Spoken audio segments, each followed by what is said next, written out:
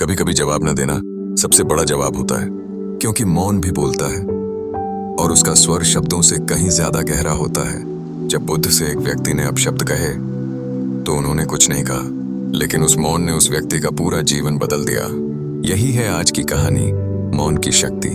कहते हैं शब्द मनुष्य की सबसे बड़ी ताकत है, पर कभी कभी वही शब्द किसी को तोड़ भी देते हैं। इसलिए बुद्ध ने कहा था, और यदि तुम अपने शब्दों पर नियंत्रण नहीं रख सकते तो मौन ही तुम्हारा सबसे अच्छा मित्र है। आज की यह कहानी बताती है कि कैसे एक साधारण मौन एक व्यक्ति के क्रोध को भस्म कर सकता है और एक गुस्से में डूबे इंसान को शांति की राह दिखा सकता है। स्टोरी।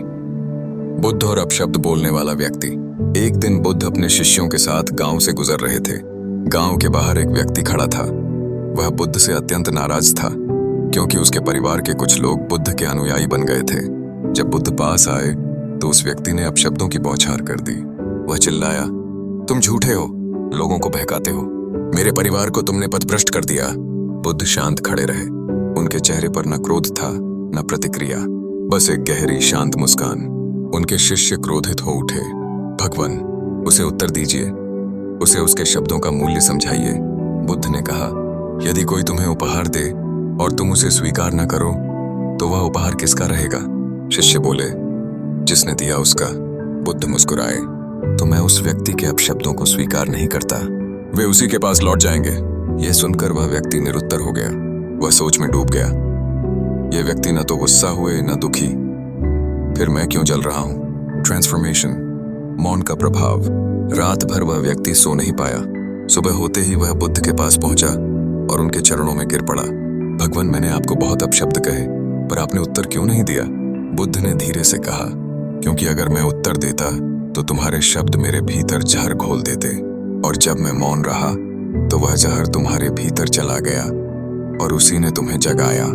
वह व्यक्ति रो पड़ा। उसे समझ आ गया कि मौन हमेशा हार नहीं होता, कभी कभी यह सबसे बड़ी जीत होती है। टीचिंग। बुद्ध का संदेश। बुद्ध ने अपने शिष्यों से कहा, और मौन कोई कमजोरी नहीं है, यह उस व्यक्ति की शक्ति है जो अपने भीतर की शांति को पहचानता है। किसी ने पूछा, पर मौन कैसे सीखें प्रभु? बुद्ध बोले, हर बार जब तुम्हें लगे कि शब्द चोट पहुंचाएंगे तब मौन रहो।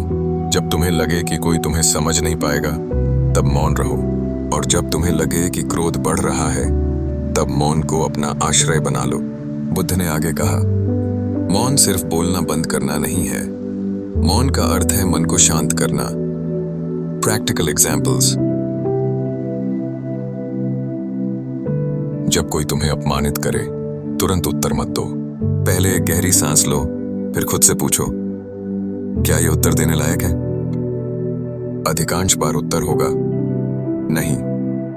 2. जब जीवन में शोर बहुत हो, कुछ पल प्रकृति के साथ बिताओ। पेड़ों की हवा, पक्षियों की आवाज, ये सिखाते हैं कि बिना बोले भी कितना कहा जा सकता है। 3. जब मन अस्थिर हो, खुद से संवाद करो। मौन में ही आत्मा की आवाज सुनाई देती है। Meditative moment.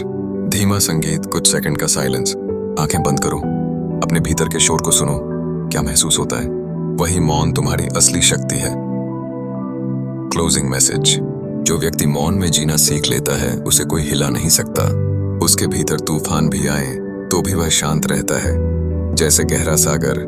Call to action. अगर आपको बुद्ध की यह शिक्षा पसंद आई तो मौन रहकर कुछ सेकंड खुद को सुनिए और फिर इस वीडियो को दूसरों के साथ साझा कीजिए, ताकि वे भी जान सकें कि मौन भी उत्तर होता है।